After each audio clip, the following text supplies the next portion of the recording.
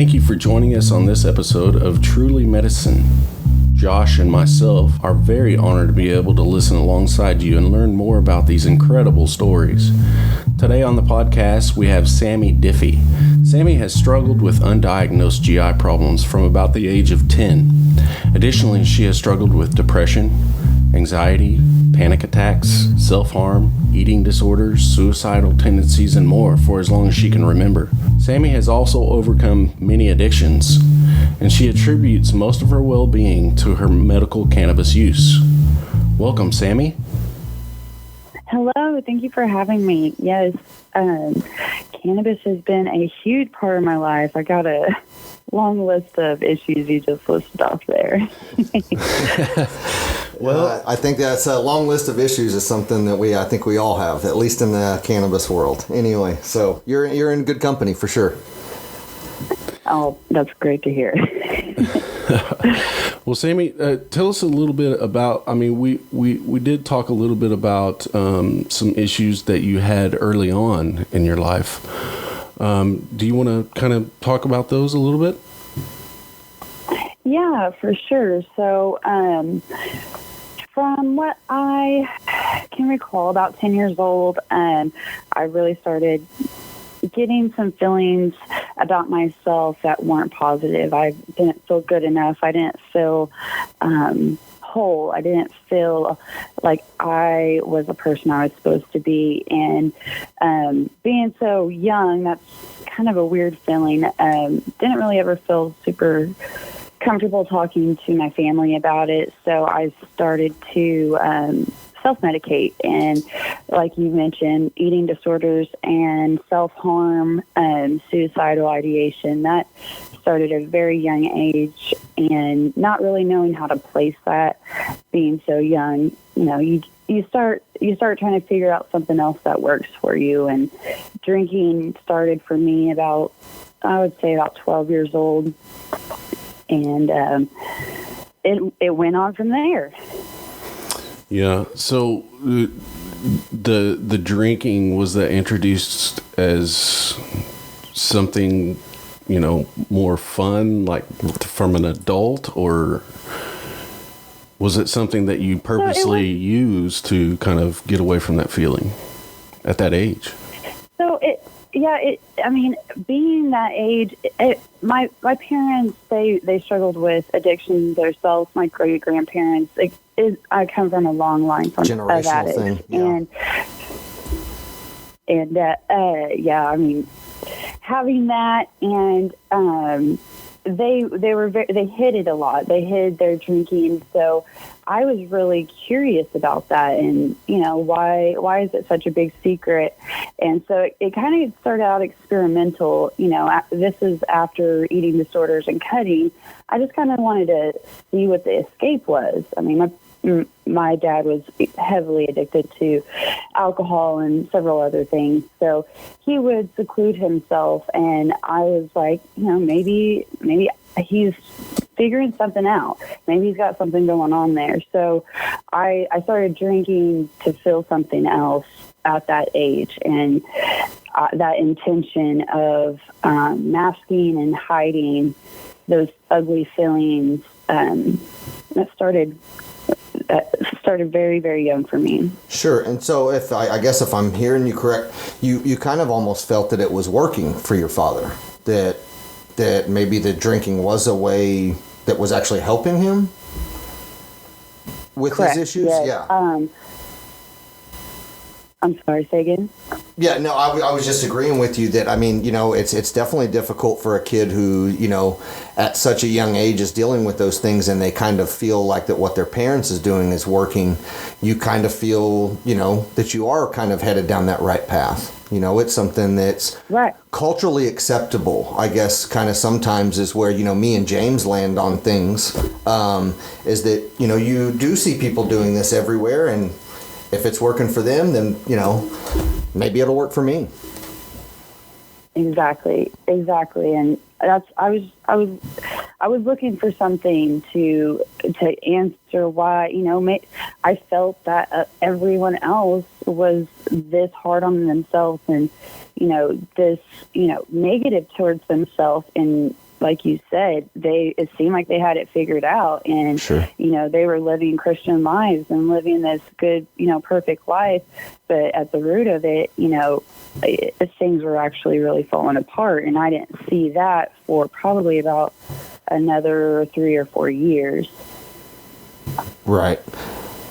And so how old were you, I guess, in relation to this? Because a lot of people do kind of, I guess, with alcohol and with cannabis for that matter, they hit that crossroad in their teen years. And so how early did you ever have what was your first experience with cannabis?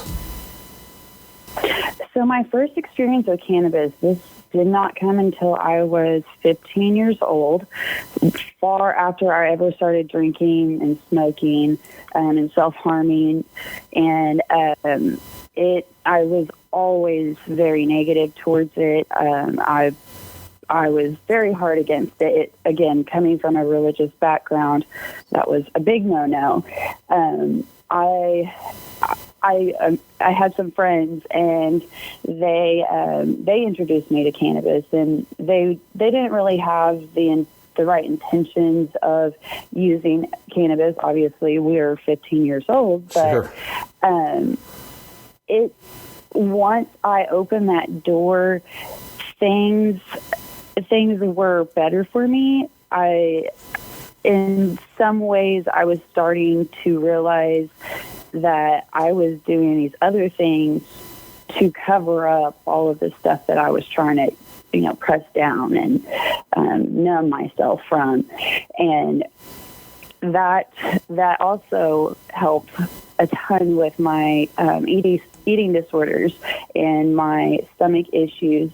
So hand in hand, I was able to smoke cannabis, and I would have an appetite. And that was super, super helpful for me, of course, until my mom found out. And that was not a fun experience, Trying to explain the medical benefits pre-788 from a 15-year-old. I'm sure it wasn't not something that your mom was buying, I'm sure. But it's interesting to me definitely not. What's interesting to me is that it's put in the same category as cutting. Absolutely. And so, for that, subculture, it's a bad way to deal with things. This is something that the cannabis patient is dealing with. I mean, will continue to deal with and has dealt with, is that it's put into that same category, and it needs to be talked about. Sure. It does. Go ahead. I really see. I really do see cannabis opening up, so much for so many people in so many ways, and we're, like you said, it's put into that like self-harm category, like you are doing this horrible thing to your body, and once you start digging into it, and then it's a plant, it's natural. Your body is actually made for this, and you start seeing everything coming together, and that homeostasis, that your happy place in your body. Balance. And cannabis is a huge part of that. Yeah, and to go back, on what James touched on as far as the way culturally it's kind of looked at. I've got a daughter who recently turned 21, so hit that drinking age, and I told James that day, I looked at her feed on her social media, and I found it kind of baffling how many people said happy birthday with an emoji of champagne glasses, beer mugs, things like that, and it was completely okay. But had my daughter, say if my daughter was dealing with an issue and went and got her card on her 18th birthday and posted that, how many people probably would have unfriended her, said that she was doing drugs, or something to harm herself, back to that self-harm type of thing. And I think it goes, especially when we're all searching in this world for, like what you said, homeostasis and balance. It's terrible when we kind of find that thing and then we're shunned for it. Mm-hmm. Yeah, and what you're and not to over, but you're trying to help yourself, in turn help everyone around you, and you're slapped with a label of with a black label of potheads, stoner. Yeah, and it's so. I'm so happy that you came on. So after you had your experience with cannabis, you dove back into alcohol at that point, or? Yeah, so about that age, my parents, my family did not know about my eating disorders, the cutting, the drinking, until I was 17. After my cannabis experience, these friends introduced me to a lot more things, ecstasy, inhalants, things like that. And that on top of the drinking, it really took off. And when I turned 17, I was having a really rough time dealing with my father, who was, getting DUIs, public intoxes. I was having to take care of my little brother, and I was admitted to a psychiatric ward when I was 17, and my family finally realized that there was something going on with me. And at that point, I didn't want their help. I had it figured out, we have it figured out. I was almost 18. Right. And, yeah. I left my hometown and I moved to Broken Arrow, and I finished school up there, and I continued to drink and fill that hole of not being able to fix my father, not being able to fix my happiness. And it always came back to drinking. And that was always my weakest, weak spot. Yeah. And it's something that's easy to go back to because, again, society accepts it, and all of that goes along with it. But, I get your story. I come from that same poisonous addiction. And so going back to that it's hard to explain to someone that's not addicted, but we all know that the ones that are addicted, it's very comforting. It's very comforting to go back because it's so hard to. Yeah, well, that's your self-defense mechanism. It's so easy to go back to, and again, and that's why I said the word when you started, Sami, was generational. There's so much of the way that we deal with problems sometimes that is not of our conscious mind. It's not something, and it's not an excuse I'm trying to make, but it's patterns that we see throughout our lives, and sometimes it's repetition that, is never talked about, so it becomes our habits. And, I think that you're, I think we're all kind of examples of that kind of generational thing. So it is tough, even tougher for you further generations down the line to break that curse. Oh yeah, and to finally feel that was my job, was to break that curse, sure. The generational curse. And again, not on top of everything else that you're dealing with, then of course you're dealing with that. So something that, when James and I were talking about you coming on, something that, with my experience with drinking, I'm also a year sober in March, and I want to say congrats to both of you guys too. You guys are both a year in as well. So I wanted to talk to you a little bit about the things that I had read about cannabis users and kind of relapse. Have you had, I know that you had talked about when you were younger, and then went back to drinking, and obviously doing great now. Do you feel that it's kind of helped as far as managing cravings and things like that? Oh, definitely. whenever I realized that my drinking was becoming a problem, I started thinking about why I was drinking in that intention. And I looked at cannabis, and a lot of people around me would say, are you replacing the alcohol with cannabis? And for me, my intention with cannabis was not to forget, not to numb, not to lose myself, but to be more self-aware and to heal my body and to relearn new things about myself. And that's I couldn't do that without cannabis. My hardest days, whenever I was even 150 days in, I would drive by a liquor store, and just in that pit of my stomach, I just want to drink. I just want that one bottle. And it's so easy for me to go in there and no one know that I'm fighting my battle to keep getting these days, keep moving forward. And in my head, I knew I had cannabis, and I knew I could breathe. I could remember exactly why and meditate on why I was doing what I was doing and why I committed to my sobriety. You were present, finally. You were exactly. You were in the moment dealing with something, and that, back to the stigma thing, that's something that I love about cannabis users, is that we get this kind of the stigma that we're always fleeing, and I have never been more present in my problems. Since I stopped drinking, I am always so in the moment, and I love it. Me too.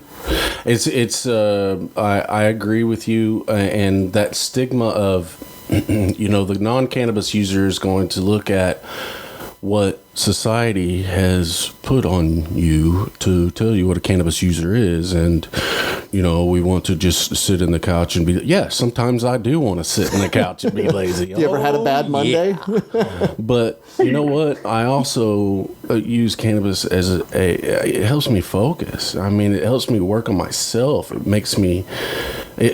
doesn't make me, it helps me look at all kinds of issues. Take a little self-inventory. Not just physical. Yes. So that's where I hope something comes from that. Sure, absolutely. Sure. So now, if you want to kind of hop back in, Sami, so had moved back or moved away from town. If you kind of want to pick up there. Yeah, so I moved away. Excuse me. I graduated in 2010.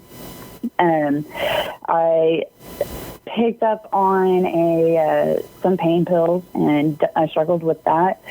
Drinking again. My father was going through a meth addiction at this time. So, again, I was getting that connection back home. I grew up in Tahlequah. So I was between here and there, trying to mother him. And I just let myself get really, really deep into drinking and pills. And I had a suicide attempt, and it did not go well. It was it wasn't what I expected. I wanted it to be, something that opened my eyes, whenever actually it was just everybody around me just harping on me and condemning me and, saying that, your life's not that bad. And, I felt so empty, and the relationships I was in did not help the situation at all. And that relationship allowed me to continually drink and have that cycle. And over probably about 5 years, I had a couple attempts for self-harm instances where I hadn't for a few years. And of course, I was using cannabis throughout that, and, it would help with the stomach aches. It would help with the headaches and all of that stuff. But that wasn't where like we were just talking about, I wasn't ready to be present. Sure. I was not ready for that intention of taking myself or holding myself accountable. Right. You weren't, I guess for lack of a better word now is you weren't medicating then. Right. Correct. Sure. And I think, I think that approach to cannabis, I think is a big thing. And I think that that's a perfect example of it is, I completely agree that it can be, the beautiful thing actually about cannabis is it can be pretty much whatever you'd like it to be. It can be microdosed without psychoactive properties. It can be just the CBD side of the plant. It's such a versatile thing, and I think I think that your experience especially says about how multiple approaches showed you multiple results. Exactly. It all around. My body needs it, and that's why I really want people to come in, and I'm really open about my sobriety and, my past and stuff, because it brings a sense of comfort for some people that might not have ever thought about, being open about these things. And I could sit there as a bud tender and say, hey, what kind of symptoms are we dealing with? Alcoholic cravings? Are we dealing with nausea? There's so many things for people that are seeking sobriety that cannabis can provide for them. Like you said, it doesn't have to be psychoactive. One huge thing for, people recovering alcoholics is CBDs. Getting your body back right with CBD and taking your CBD. Yeah. You're going to be healing everything. Your body needs that. Yeah, it needs it. And waking up that endocannabinoidal system. I'm a huge proponent of that. You can't shock it. Walk into it. There's no need for grandma or for anyone for that matter to be completely stoned out of their mind the first time that they're actually trying to medicate with something. And, working in the dispensary also, I think that that's something that we don't see enough of. So I love that you do that, is that when you're medicating with this, we don't always have to be talking about being stoned. Because, people who have had their lives changed by this, 90% of the time they're not talking about being stoned. They're talking about medicating. No, they need help. Yes, they're talking about the beautiful things that it's brought to their life, the relief that they have. I think one of my favorite moments as a bud tender was this lady. She's probably 91 years old, and she came in there. I had microdosed her out, got her very small amounts, and she came in there and said, "I have never seen colors so beautiful. I could finally just that's great, relax." And you could see it in their eyes, and that's what the cannabis culture is about, is bringing that to other people and that connection and that healing. And like you said, it's not about talking about being stoned and hashtag 420, whatever. Well, and it's those light bulb moments. Yeah, whatever. Yeah, totally agree. And I'm so happy that you yourself have done so well for yourself, and just makes Josh and I know Josh was very happy to talk with you, and very happy that you came on as our very first. Absolutely. Yes. It was something that. Oh my gosh. Yes, and this is something I didn't run by James earlier, but an idea that we can all maybe agree on here is I would love to do this next year. Do this again when we're all still sober. Mm-hmm. We're all, you know what I mean? I would love for this to be kind of our inaugural, maybe annual thing that we're all checking in with each other. And I know that we will throughout the year as well, but that we're all still healthy and, cannabis warriors, which I thank both of you for being those, for sure. I'm in. I'm so in. Love it. Well, Sami, is there anything else that you'd like to share with our listeners before we exit? I don't believe so. I appreciate you guys giving me this opportunity to talk to you about my experience I know I didn't get super far into my the sobriety journey, but I like you guys said, I'm a year and a month into my sobriety, and I kind of took an unconventional approach. I went to the secular organization of sobriety for my meetings. I did a couple of those, and I got myself an app, and I talked to everybody in my family about, and friends and coworkers about my sobriety, and that I kind of did a little bit different, and That's I really, very cool. I believe that we're each individuals in our journeys, and I please reach out to me, Oklahoma Budtender on Instagram, if you have any questions, or AA kind of scares you, whatever. I feel you on that. Me.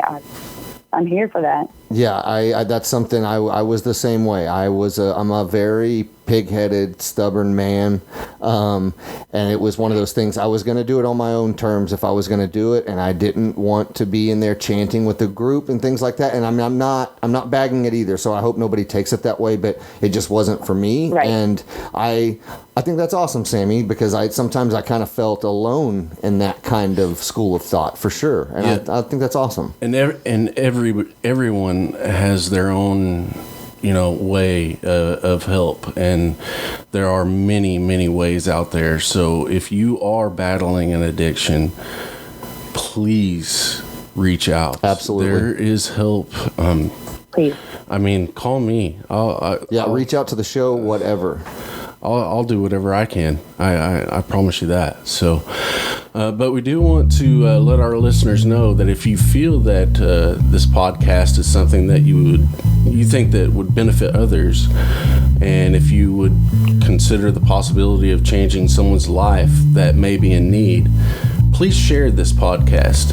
This podcast is for the patient. This podcast is for information purposes only and should not be considered medical advice. Thank you, Sammy. Sammy, thank you so much for sharing your story with us. thank you guys so much. I appreciate you.